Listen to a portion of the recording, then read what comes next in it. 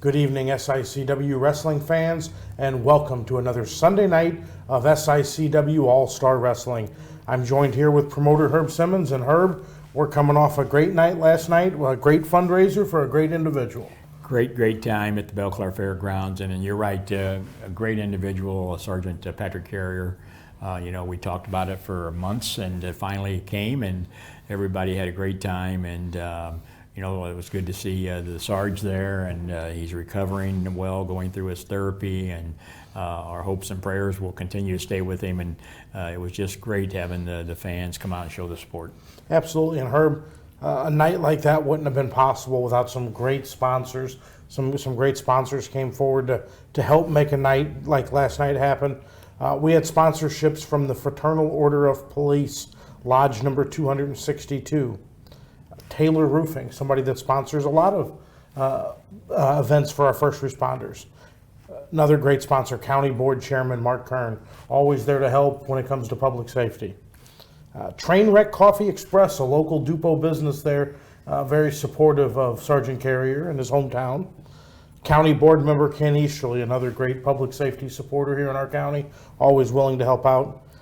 On the law enforcement side, we had the ILEAS Regional Planning Coordinator, Dave Fellows, was a sponsor. And finally, a local Belleville business, Mueller Furniture. Great to have all these sponsorships come in and support a great fundraiser for a gentleman like Sergeant Patrick Carrier. Well, I think it just says the caliber of individuals that these sponsors are, when we reach out to them and say, hey, we've got a special fundraiser that we're doing. A lot of them are the first to just step up to the plate and, hey, whatever we can do to help, that's what we want to do. It's all about community. And this time, with it being a law enforcement individual that needed help, they didn't hesitate. And it was great. We can't thank them enough for their support.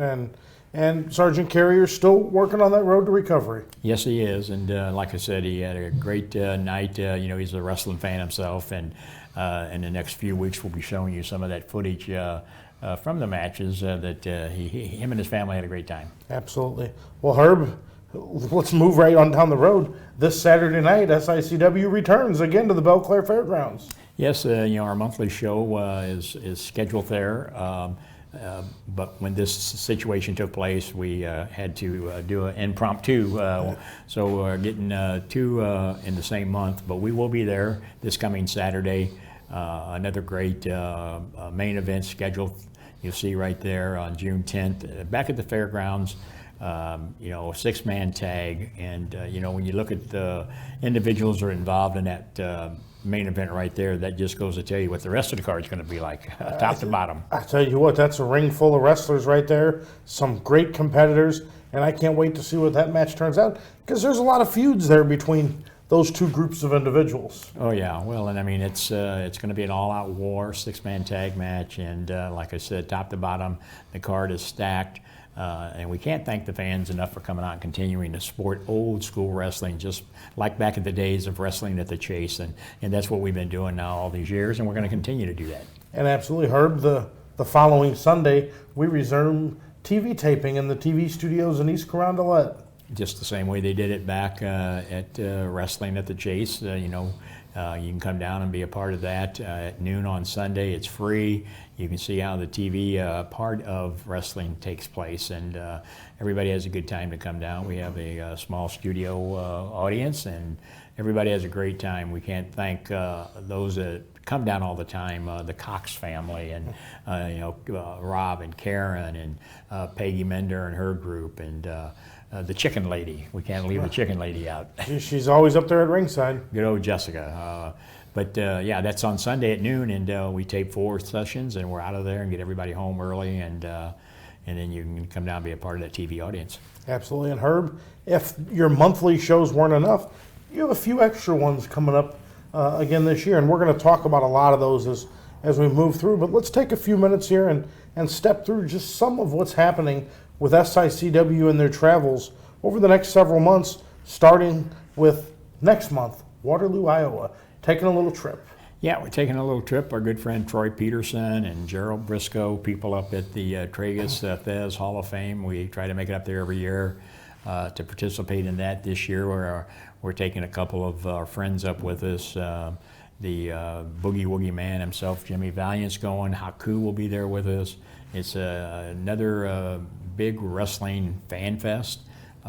Great time in Waterloo, Iowa. I can't thank Troy Peterson and his wife and his staff up there. The hospitality that they always extend to SICW is above and beyond. And they came down to our fan fest, so it's kind of like we work together, and that's what we do at SICW. We work with those who want to work with us, and Troy is right up there on top of that list. Absolutely. And then just a month later, SICW, and usually a pretty big group of SICW supporters, we're going to take a trip back to Las Vegas, Nevada. Well, and the 57th reunion this year at Las Vegas, and we've talked about the Cauliflower Alley. You've seen the promos that we do. It's a great organization. You need to consider becoming a member of it for an annual fee of about $27.50. You can feel good about yourself helping the men and women that have helped bring us that wrestling entertainment for many, many years. And it takes place this year and again in Las Vegas. And we usually have 3 or 4 tables full of people that come from the Midwest here. And it's a great time. Our CEO and President Brian Blair, the executive board with Darla Staggs, Rich Engeling, and all the other members of that board all do an outstanding job of putting together. They've already announced some of the honorees this year. CM Punk will be joining us. Ron Simmons was just the latest announcement. The Nasty Boys will be there. So you need to go to the Cauliflower Alley website and get all that information on how to become a member, and then put it on your bucket list to come out and join us at the Cauliflower Alley reunion. Absolutely. Herb, if that all wasn't enough, we're taking a little trip back to the Little Devils in August. Oh, that's one of the greatest shows that we do each year in Belleville, Illinois. And I mean, to see the smiles and those youngsters get out there and really get involved in the business. As you know, last year, it was quite an ordeal. Bobby D, hometown hero. Oh, I tell you what, there was a ring full of wrestling futures. They love Bobby D, and it would be no different this year. So yeah, that's we're really looking forward to coming back to Belleville to the Little Devils. How about heading back east a little bit and we go to Sandoval, Illinois? Oh, Sandoval, our good friend Bill Henson always helps coordinate that out there for us, and there's a buzz out there already talking about, what's going to happen out there this year? Last year was so great, and so we'll have a few surprises for our good fans in Sandoval, Illinois this year, and we're looking forward to coming back there. And that always makes it hard, Herb, trying to outdo what you did there before. Well, but we always manage to do that. You always manage to do that. That's why the fans are very interested to see if FanFest 2 happens and how you can outdo what we had this year. But we got to get through this year. Absolutely. Let's continue this year. Back to Cahokia Holy Family Church. Another great organization. Ishi and her group down there put on a great event, and we're so honored to be a part of that at the Holy Family Gymnasium. And it'll be another great show just like it has for the past several years. We're really looking forward to coming back to Cahokia Heights. Absolutely. And Herb, Fairmont City, Illinois, heading on back down to Fairmont. We keep talking about how great these shows are, and our good friends, the Fire Chief Bobby Allen and Police Chief Brown, go out, and I mean, it's an organization that they don't leave any rocks unturned. They go out and gather the supporters, the fans, and they pack that Holy Rosary Gymnasium each and every year, and it's going to be another great night in Fairmont City. Absolutely, Herb. And this one kind of hot off the press. It's a private show, but I think it's very important to talk about SICW returning to the House of Wrestling at the Chase. SICW is heading to Chase Park Plaza. Well, and we talk about how we're keeping the memories of wrestling at the Chase alive, and have been for all these years, and we'll continue to do that because that's what people like. They like the old style, at least SICW fans we've come to learn to do. And yes, we are just really, really honored to be asked to do a show in the Corsane Room at the Chase Park Plaza Hotel. And as you said, it's a private event, but it's for a great organization, and we're looking forward to that, just kind of like we do at the Missouri Athletic Club. We're going to be going back there again this year. That date will be coming up soon that we'll be announcing, and great time at the MAC. Absolutely. And Herb, another great haul. We were there a little earlier this year, returning to East St. Louis to the Shriners Temple. Great show. The Shriners, when you talk about an organization, it's out there helping people. It's our Shriners, and we can't wait to go back there in October to help them. Second time we'll be there, and that's where we crowned our new Shriners champion. Shriners champion, and also the tag champions. Yep. So we'll pull something out of the hat there and make it bigger and better for the Shriners right there in East St. Louis. Absolutely. And Herb, one more to talk about. You're heading to the Fireman's Hall in Collinsville for another fundraiser show. It's a fundraiser, whether you like him or not, and we have this controversy over Sean Vincent all the time, but he lost a dear friend to the wrestling business a year or two back. Ben Oliver had a promotion, and a lot of the wrestlers that are out there still doing it today work for Big Ben, and Sean has come up with the plan to do a show in his honor, and that will be October the 28th, I believe, at the Fireman's Hall in Collinsville. Yep. And we're helping with that. So you're going to hear a lot more about all these dates we got coming up. So stay tuned here every Sunday night, or just follow us on the social media, and you'll hear what SICW has got coming, along with a lot more surprises. Absolutely, Herb. And with so much coming up, SICW can't do this without some of our great sponsors. So it's time to hear a word from some of those sponsors. We'll be back with you in just a moment. Wrestling fans, you looking for the best in daily lunch specials and great menu food items? Look no further than Layla's Roadhouse, 440 Falling Springs Road in Cahokia Heights, Illinois. That's right, a family sit-down dining and always great specials. Also has the best pizza in the area. The Cauliflower Alley Club exists to help those in the wrestling business who have fallen on hard times. Your membership is the lifeblood of our club and mission. Annual memberships start at only $27.50 per year. Plus,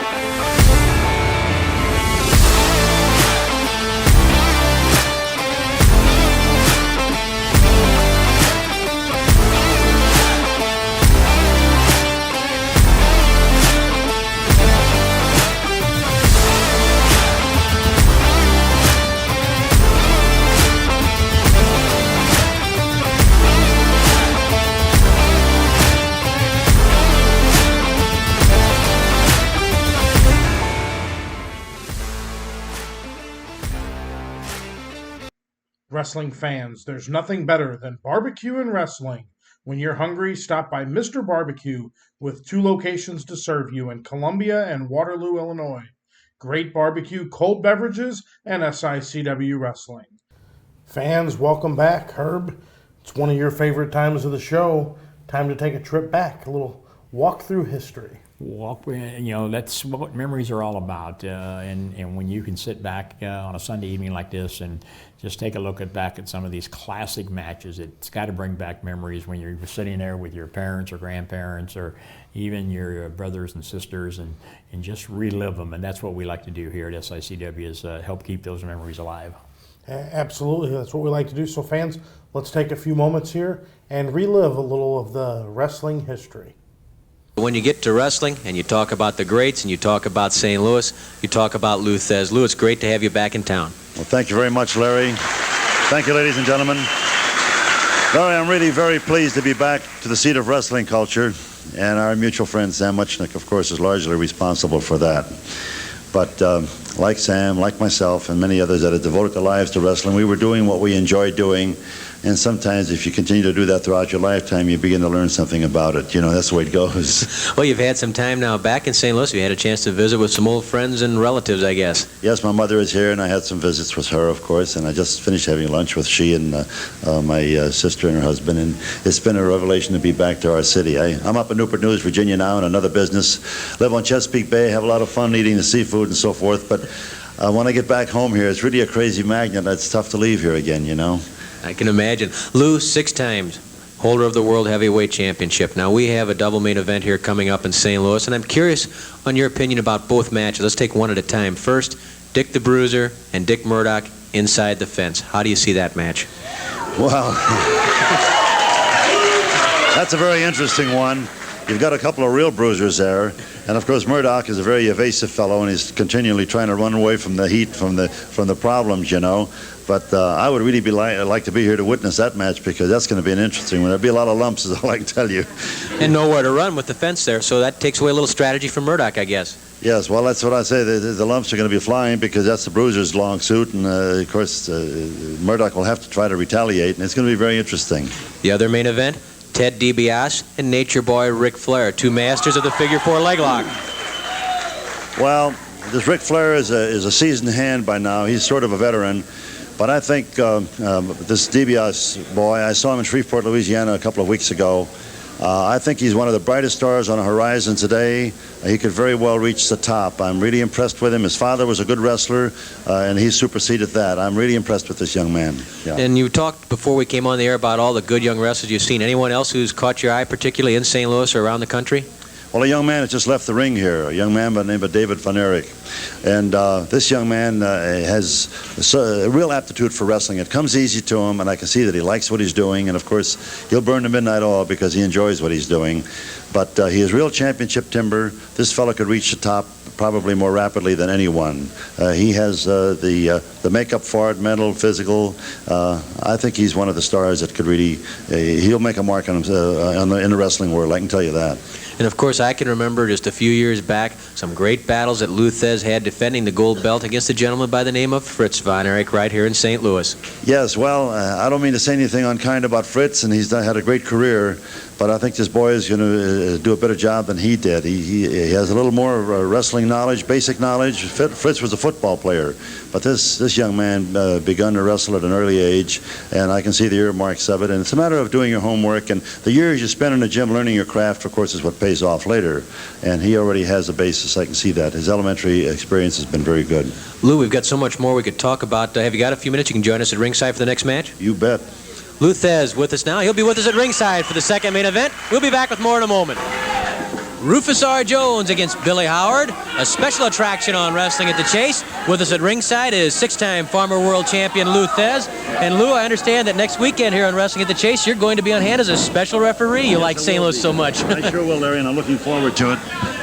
I've been around the game long enough to know some of the rules. In fact, sometimes they wanted to tell me the rules the latter part of my career, and I said, well, I've been really quite oriented because I wrote some of them, you know. Well, you certainly put a lot of the new moves that are into wrestling now. Do you feel like you're something of almost a revolutionary because some of the holds that you did first, so many guys now, it's almost standard. Things you did and a lot of guys use. Oh, sure, that's true. Well, I've said this many, many times. Some of the veterans or old-timers say that wrestling used to be better and other things were better, but I don't go along with that.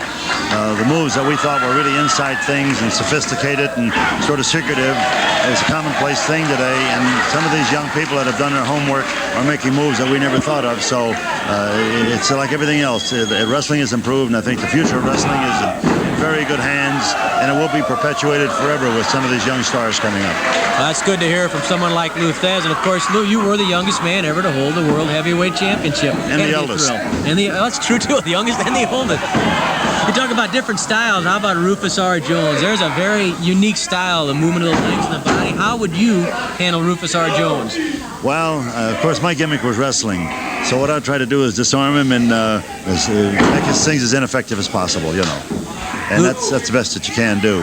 And if you see some of the things that he does that work for him, why, of course, you try to upset his apple cart and head him off at the draw, as it were. Lou, one thing I can recall from all of your matches, you always seem to stay in tight on an opponent, wanted to stay in there close. Any particular reason for that?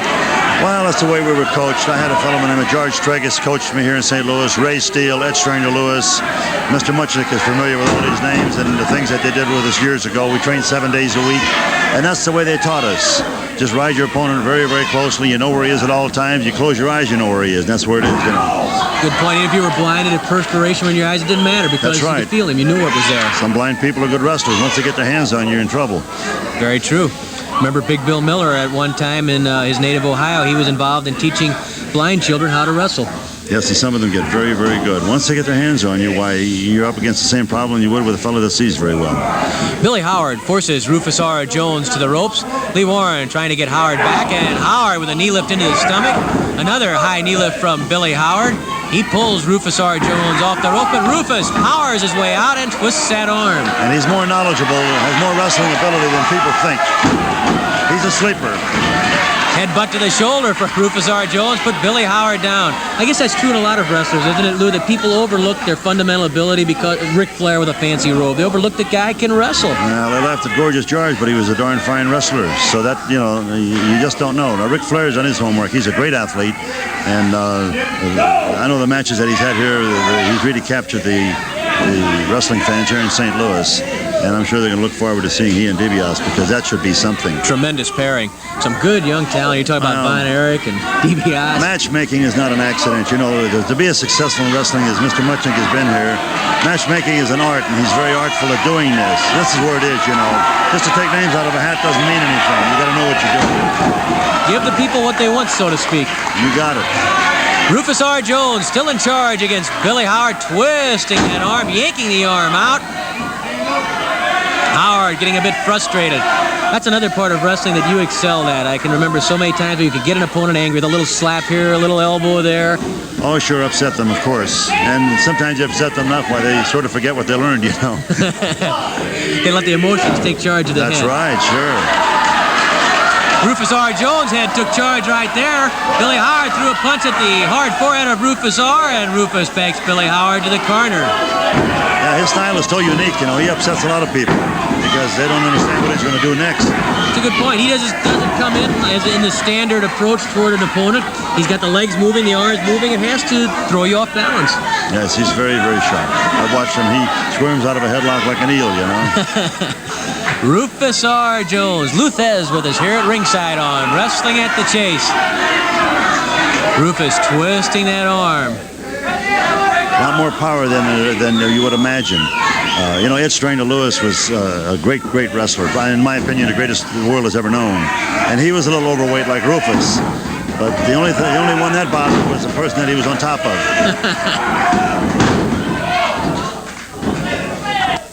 5 minutes have expired, 5 minutes left.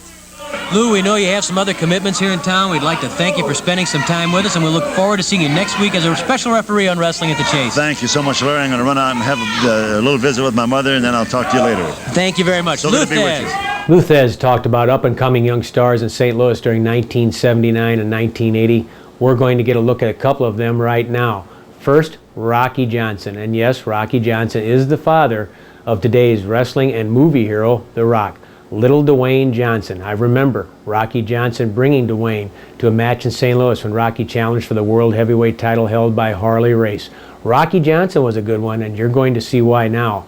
Second, Kerry Von Erich. This will be Kerry Von Erich's first match on television in St. Louis, tagging with his brother Kevin Von Erich. We'll have highlights of that match at the time November 17th, 1979, Kerry Von Erich was only 19 years old. Sit back and enjoy.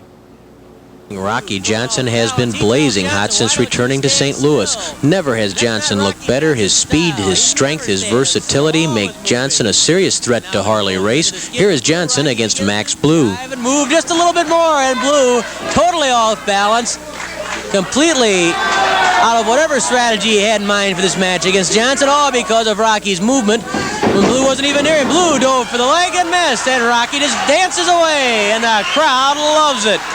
Watch Rocky polish off Blue. Johnson muscles his way up. Blue twists the arm of Rocky, flips him to the ropes, throws an elbow smash that misses. There's that drop kick from Rocky Johnson. Rocky to the air with a second drop kick. Blue staggers to his feet. Sunset flip by Rocky Johnson. This could be all over. Oh no, Blue managed to pop that arm away at the count of 2. Rocky with a flying mare.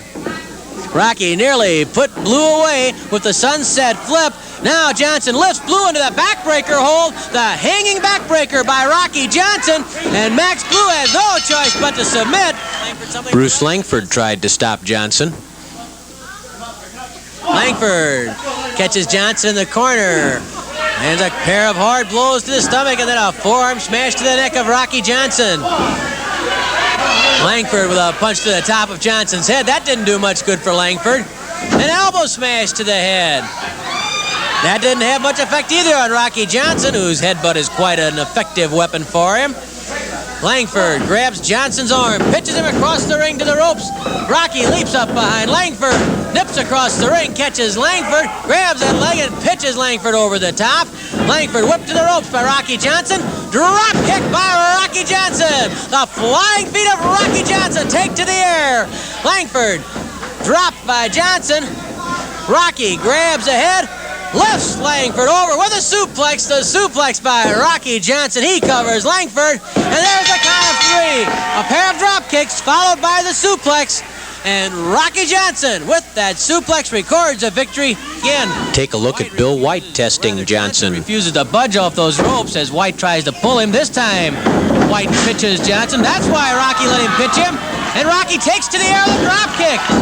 Rocky nimbly to his feet. White takes another drop kick. Down goes Bill White. Rocky Johnson hooks that head, goes underneath. Oh, shades of Harley Race, a suplex. Shades of the world heavyweight champion, Rocky Johnson, with a suplex, and he covers Bill White. An easy and impressive victory for Rocky Johnson. He was never in trouble. Johnson also squared off with Juan Zapata. Zapata working on the face of Rocky Johnson as Johnson's in the corner. Zapata works on the eyes of Rocky Johnson, trying to blind Johnson. Zapata contends to the referee that he was working on the eyebrows above the eyes. Whatever, when you have your eyelids and your forehead raked and scraped while you're perspiring, that stings, that hurts, and Johnson goes to town on Zapata. Johnson belts Zapata. Flying heel by Rocky Johnson. There's the drop kick by Rocky Johnson. Zapata knocked across the ring. Rocky lifts Johnson high in the air. Hard body slam. That was a sizzler. Johnson does it again, ramming Zapata to the mat. Rocky Johnson takes Zapata to the ropes, whips him across the ring with one arm. Hard forearm smash. Right underneath the chin. Down goes Zapata, count of 2 and 3. With the forearm smash. A perfectly legal blow, a forearm smash. Look on his face. Gil Guerrero tried to break Johnson's winning streak. Rocky stopped still, dead still for a moment. Then when Guerrero reached out, Rocky just stepped aside.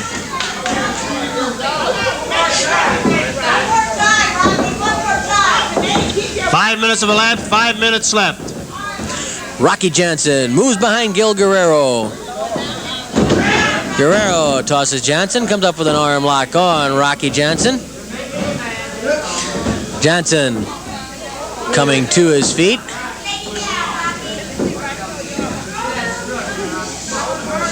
Johnson trying to push back on Guerrero, thus loosening the grip, then grabs Guerrero from behind, pitches him to the ropes. Both men hit the ropes. Guerrero ducks.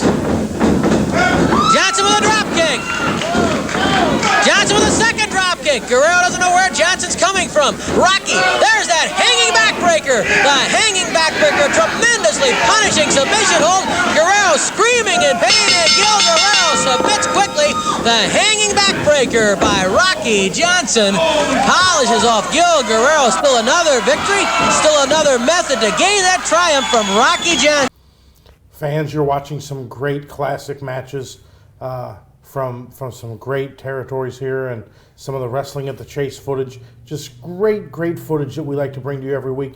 It's time for another quick break to hear from some of our sponsors, and then we'll be right back with some finishing touches of that classic footage for this week. The Cauliflower Alley Club exists to help those in the wrestling business who have fallen on hard times. Your membership is the lifeblood of our club and mission. Annual memberships start at only $27.50 per year. Plus,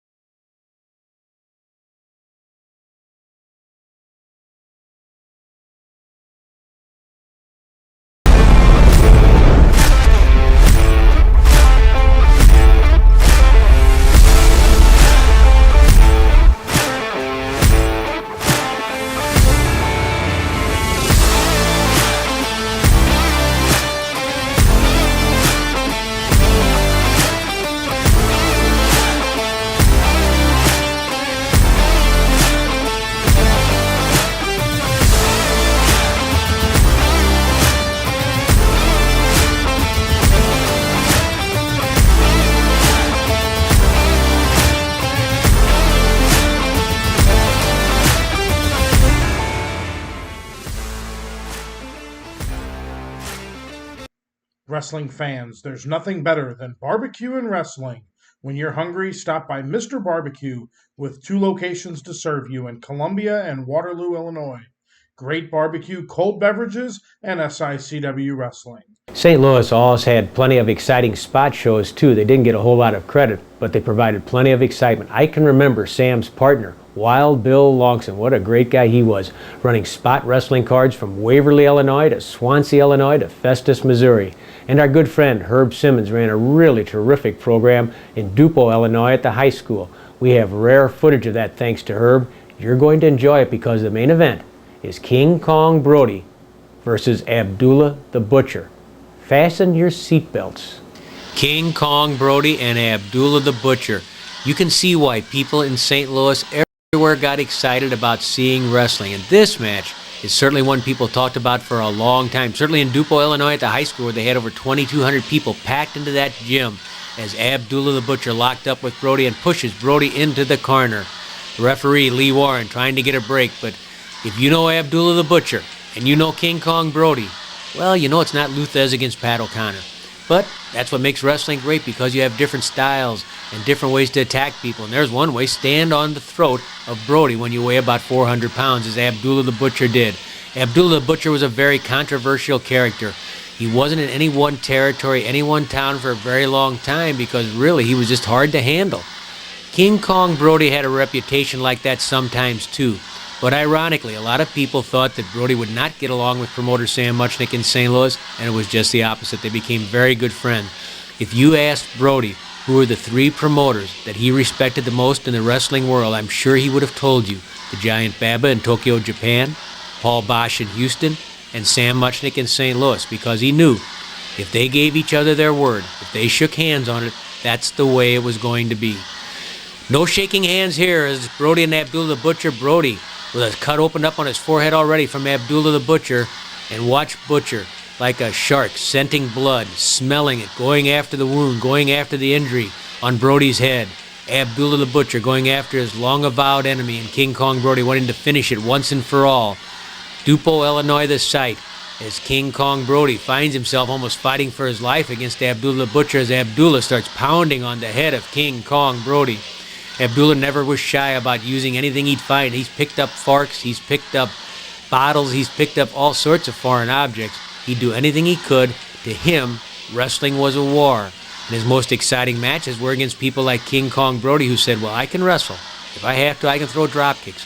I can do hammerlocks. But if you want a war, I'll give you a war. Right now, though, the war was not going in the way that King Kong Brody wanted it to go.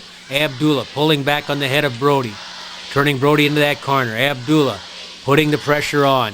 Headbutt by Abdullah the Butcher. Brody staggered, bleeding.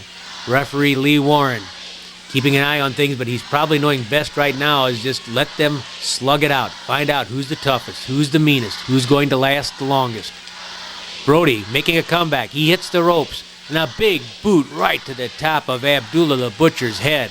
Abdullah the Butcher taking another kick, another boot from King Kong Brody. Another kick right to the jaw. Abdullah the Butcher hanging onto those ropes. In deep trouble now. And you can see that a cut has been opened up on the head of Abdullah the Butcher. Abdullah bleeding as Brody pounds on Abdullah the Butcher. Brody hitting the ropes again, wanting every bit of extra energy he can get for a kick up against the ear of Abdullah the Butcher. Herb Simmons was probably wondering right there, boy, what did I get myself in for with a main event like this? Abdullah the Butcher and King Kong Brody.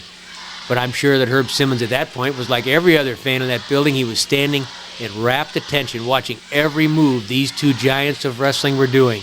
Brody, Abdullah trying to destroy each other. Brody with a chop to the head of Abdullah. Brody on the offensive now. Abdullah hanging onto the ropes, trying to keep his feet as Brody pounds on the head, pounds on the lacerated head of Abdullah the Butcher. The blood spilling out of the forehead, down the chest, down the arms of Abdullah the Butcher. Abdullah in deep trouble now. He had the offensive early, but now King Kong Brody lashing out with all his might, with all his fury, and Abdullah the Butcher in deep, deep trouble. Can Brody put him down? Can Brody get his shoulders on the mat? Can Brody make him say that he'll quit? Well, it's going to be tough. And Brody knows it, even going to biting King Kong Brody. Lee Warren, the referee, who's been in so many big matches by this point in his career, knowing that this might have been his toughest challenge, trying to keep some sort of order between Abdullah the Butcher and King Kong Brody. Abdullah fighting back. A chop to the head. Remember, Brody was already cut. Abdullah pitching Brody through the ropes outside the ring. Remember, this is a high school gym, and like all high schools, they're pretty protective of their floors, so the crowd was all up in the bleachers, and it gave Brody and Abdullah room to roam. Maybe that wasn't such a good thing. They're fighting outside the ring now, looking for the furniture they can use on each other, trying to batter each other into destruction. Brody picks up the ring bell and slams it into the head of Abdullah the Butcher. Abdullah reeling after taking the bell to the head, but then he slams Brody's head into a table. Brody grabs a chair. Look out. Abdullah the Butcher catching the chair right across the forehead. Brody going after Abdullah with the chair again, trying to drive it into the throat of Abdullah the Butcher, but the Butcher, he's like a tank. You can't destroy him. Down goes referee Lee Warren. His attempt to keep some order quickly going by the wayside. Headbutt by Abdullah, then a chop again to referee Lee Warren, who by now is on the floor and calling for help, realizing there is no way one man can keep these two apart. See Lee Warren asking for help from the dressing room, hoping the other wrestlers on the undercard will come out and give him a hand, trying to break up Brody and Abdullah. Look at the packed crowd there behind Brody and Abdullah. Here comes one wrestler. Abdullah grabs him. Brody, Abdullah, they couldn't care less who's in between them. They have sights for only one thing, and that is kicking the tar out of each other. Anybody that gets in the way, they're going to be in trouble. Brody and Abdullah. Here comes Gary Jackson, night train Gary Jackson trying to break it up. Brody who liked Jackson with that kick to Jackson's chest, knocking him down. He probably didn't even know it was Gary Jackson. Another guy grabs Brody. Brody grabs him by the head, slams him into the concrete wall, not the pad. Brody's so angry, so out of control, he slammed him into the concrete wall. There's Brody with a water cooler going after Abdullah the Butcher. No way to break it up. Abdullah the Butcher. King Kong Brody, one of the greatest feuds in wrestling history. Brody, Abdullah, and they were in St. Louis like so many other stars. Sam Muchnick was a brilliant promoter. He understood his audience, and the foundation of what St. Louis was built upon was wrestling at the Chase. Sam Muchnick, wrestling at the Chase every week for over 20 years, provided a classy look at St. Louis wrestling. Now, let's go back. The first main event, a one fall with a 20-minute time limit, an Australian tag team match. Introducing from Denton, Texas, weighing 238 pounds, David Von Erich. From Omaha, Nebraska, weighing 250 pounds, Ted DiBiase. From Germany, weighing 283 pounds, Von Raschke. And from Waxahachie, Texas, weighing 260 pounds, Dick Murdoch. Referee Lee Warren, Chuck Raleigh.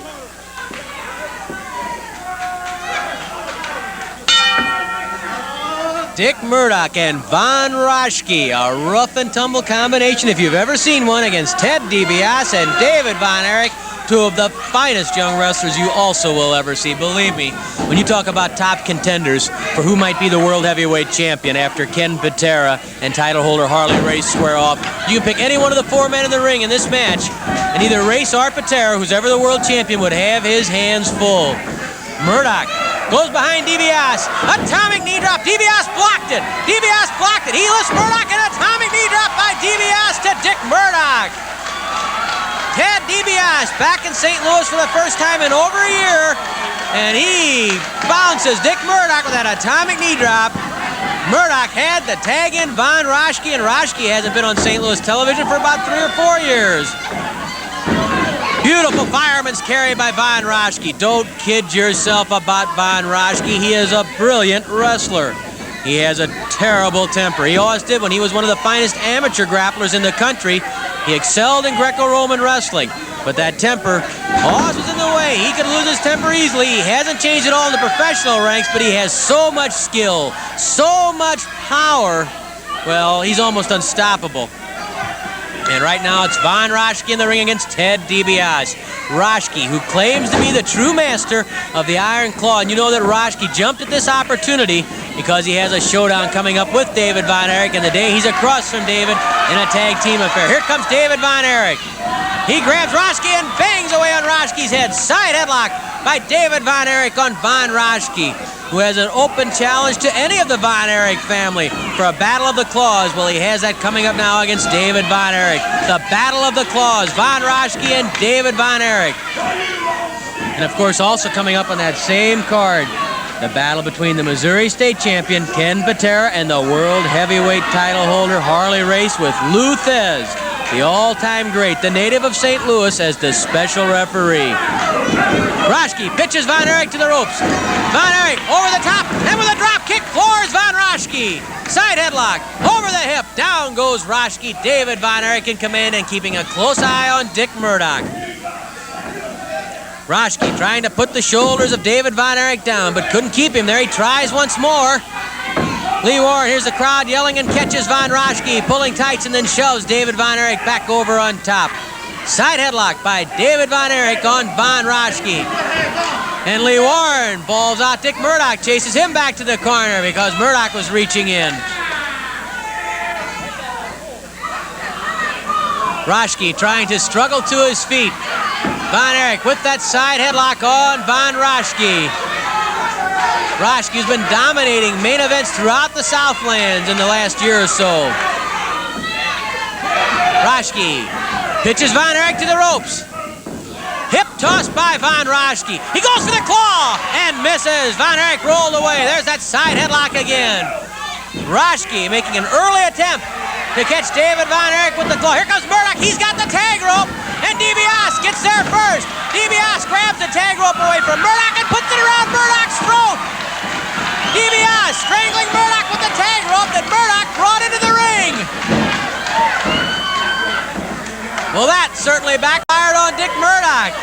He pulled that tag rope loose and came running after David Von Erich, but Ted DiBiase came to the rescue of David Von Erich and ended up strangling Murdoch, which was what Murdoch had in mind for David Von Erich.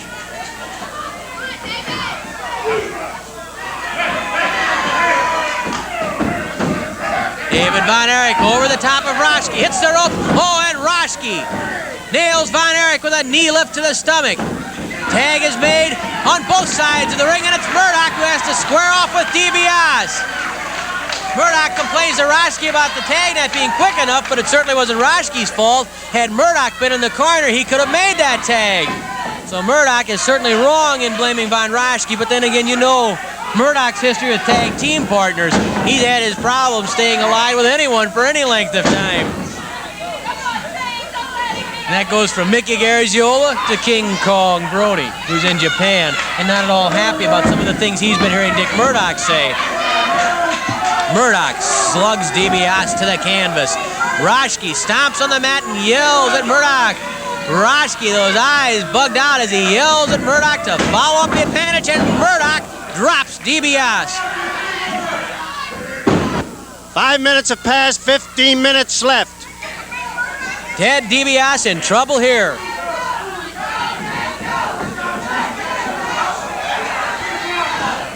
Once more, DiBiase blocks that atomic knee drop on Murdoch. Murdoch blocks the atomic knee drop of DiBiase. Now they're blocking either way. That one scores. That atomic knee drop hit the mark. And so did that forearm smash. Murdoch leveled by DiBiase. Side headlock. Down goes Dick Murdoch. Frantic action today on Wrestling at the Chase, and what more could you expect with a tag team combination like this?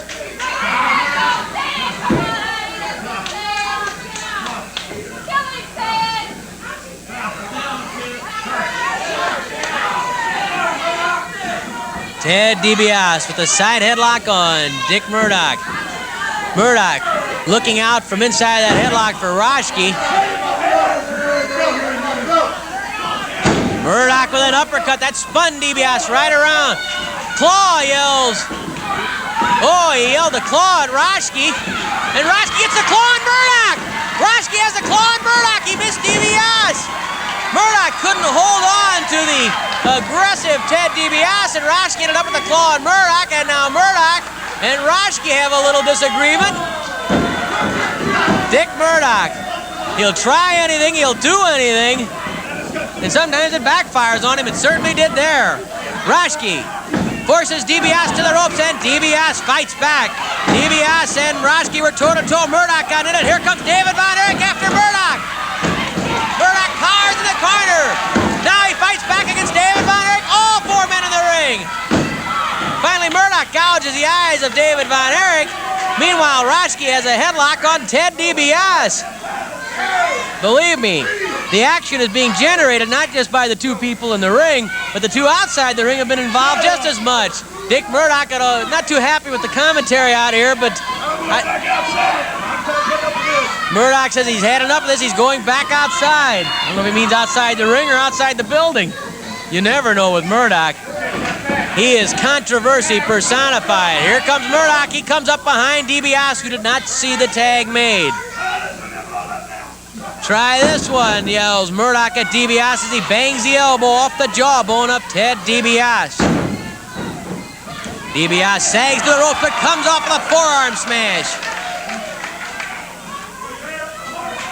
Side headlock briefly by Murdoch, and then he pounds a fist into the head of DiBiase.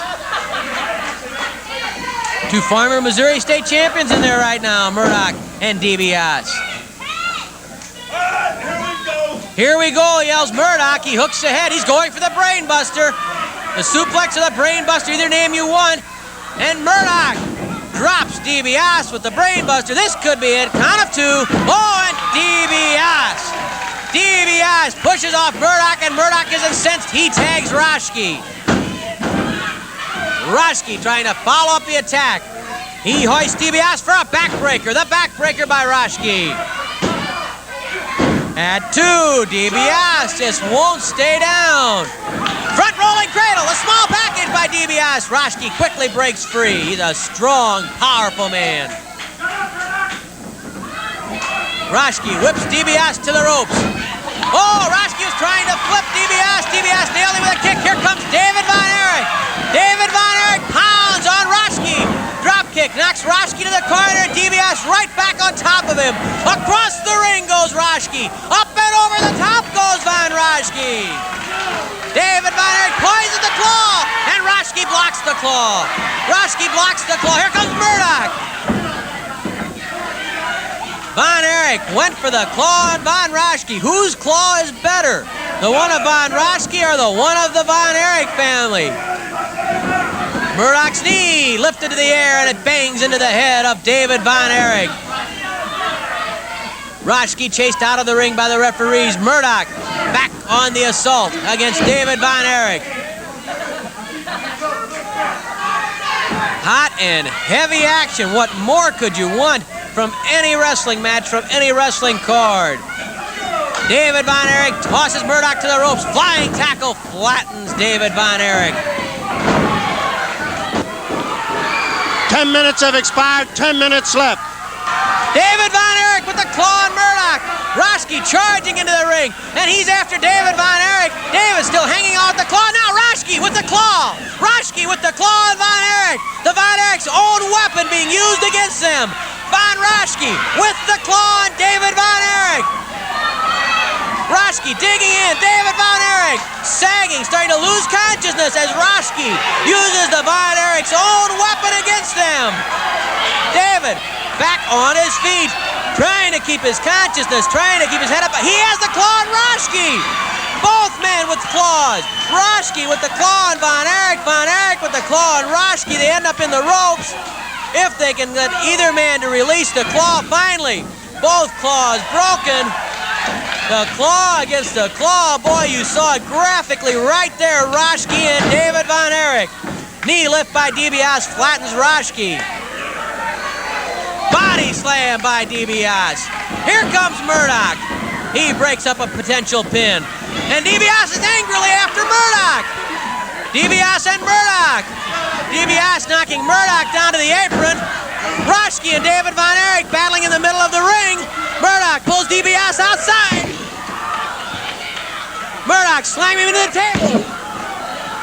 Down goes Ted DiBiase. Murdoch slanging him into the announcer's table. Meanwhile, Roschke and David Von Erich have had their own Donnybrook.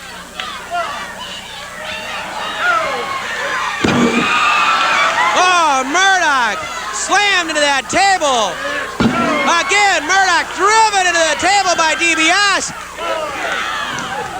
DiBiase and Murdoch having a Donnybrook outside the ring. Roschke trying to get out there to see what's going on. David Von Erich and Roschke inside the ring toe-to-toe. The referees try to separate them. Murdoch with a microphone tangled up around him. Holly Hofstetter trying to untangle Dick Murdoch from the cabling outside as we try to reestablish our building here. DiBiase, atomic knee drop to Von Roschke.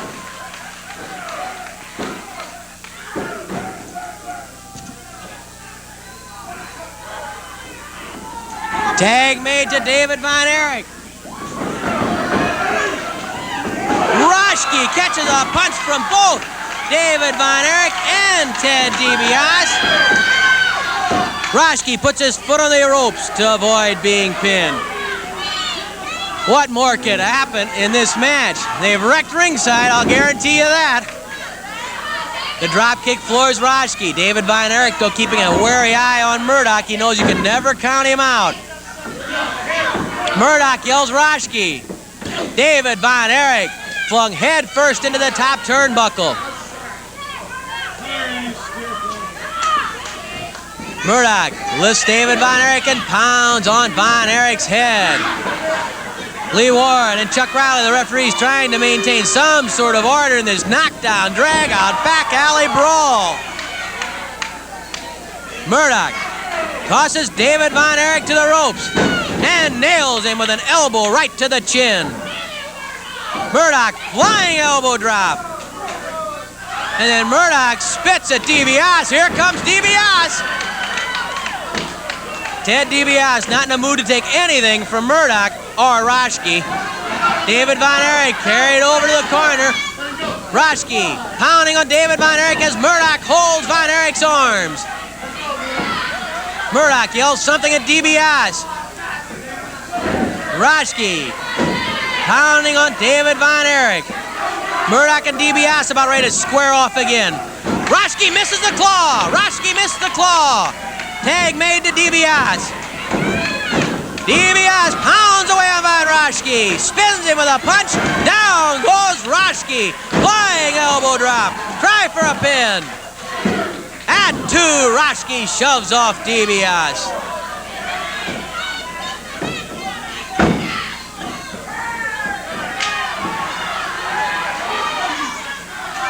DiBiase and Murdoch once more take a long look at one another.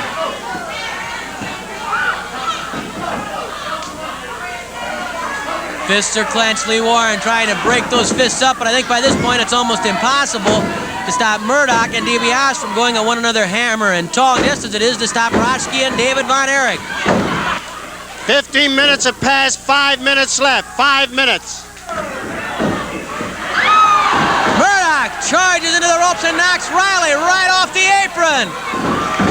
Down goes Murdoch. The referee, Chuck Riley's been hurt. He's been knocked off the apron. DiBiase goes for the figure 4. The figure 4 leg lock by Ted DiBiase on Dick Murdoch. Here comes Roschke, and there's David Von Erich with a claw on Roschke. Roschke trying to get a DiBiase to break up the figure 4. David with the claw on Roschke. David dragging Roschke outside the ring with the claw. Look at that, Roschke being pulled outside the ring by the iron claw of David Von Erich. Finally, the referee gets David Von Erich and Roschke separated, while Murdoch simply refuses to quit against DiBiase.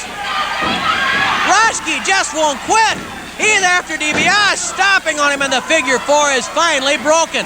David Von Erich tried to get at Roschke, but Chuck Riley, who took a hard blow, stopped him. You have to admire these referees. Even they're taking their lumps in this tag match.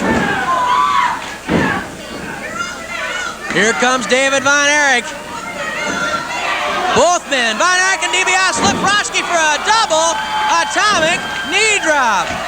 Can you believe some of the excitement that you have seen in this match? Simply unreal action.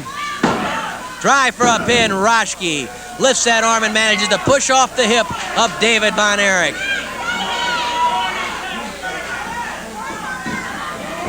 Knee lift by David Von Erich on Roschke. Murdoch crawling up behind Von Erich, but David spotted him. And Roschke charges into Von Erich, who had his eye on Murdoch. Hip toss by Roschke on David Von Erich. 3 minutes left, 3 minutes. 3 minutes remaining, and for 17 minutes, the duos, one side, Von Roschke and Dick Murdoch, the other, David Von Erich and Ted DiBiase, have simply been spectacular, sensational. The short arm scissors by Roschke on David Von Erich. David Von Erich rolled Roschke into a cradle. Murdoch kicked Von Erich, and that allows Roschke to keep the short arm scissors, or the figure 4 arm lock, if you prefer that name for it. David Von Erich manages to lift the shoulder.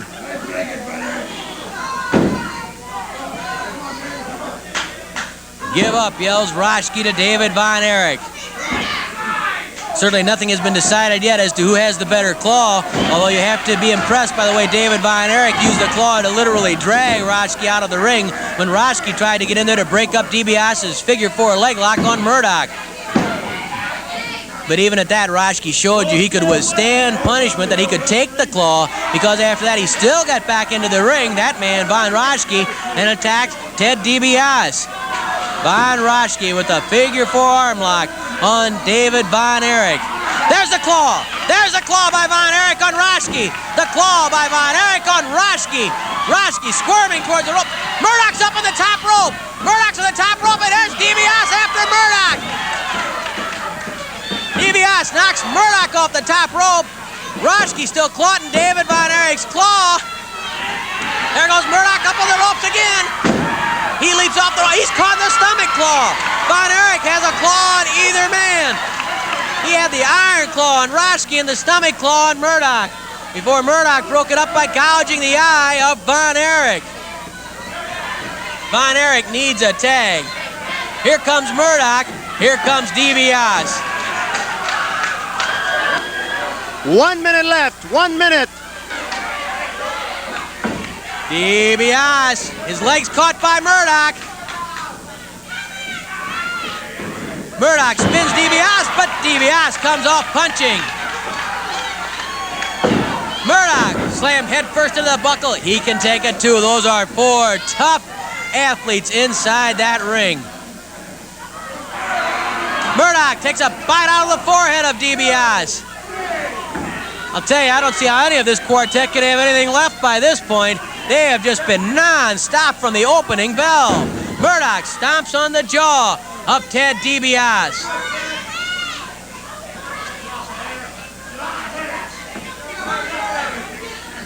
Murdoch lifts DiBiase for a pile driver. There's the pile driver from Murdoch to DiBiase. Can he pull out a victory with just a few seconds remaining? Murdoch, a bit the worse for wear himself, crawls across DiBiase. There's the bell. And that ends this match as a 20-minute time limit draw. If we can get everybody separated, Roschke and Murdoch back to one corner. They're claiming a victory, but it's not to be. This match is a stalemate, a draw. David Von Erich and Ted DiBiase against Von Roschke and Dick Murdoch. What more could you want? There is no more that you could want. Here's Mickey. With time running out, the referee declares the match a draw.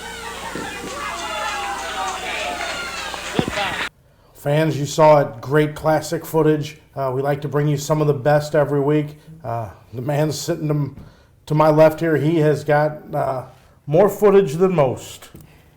Well, I mean, sometimes it gets a little confusing going through the library and letting you know what we need to use, and I'll pick one, and then it's not long enough, or it's too short or whatever.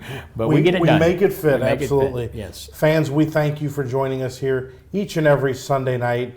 For all your SICW information, visit www.sicw.org, and we'll keep the latest information up there on the website. We hope to see you at the Belle Claire Fairgrounds this Saturday, June 10th. And then we'll be right back here with you next Sunday, June 11th at 8 p.m. for our Sunday night episode of SICW All-Star Wrestling. Thanks for joining us.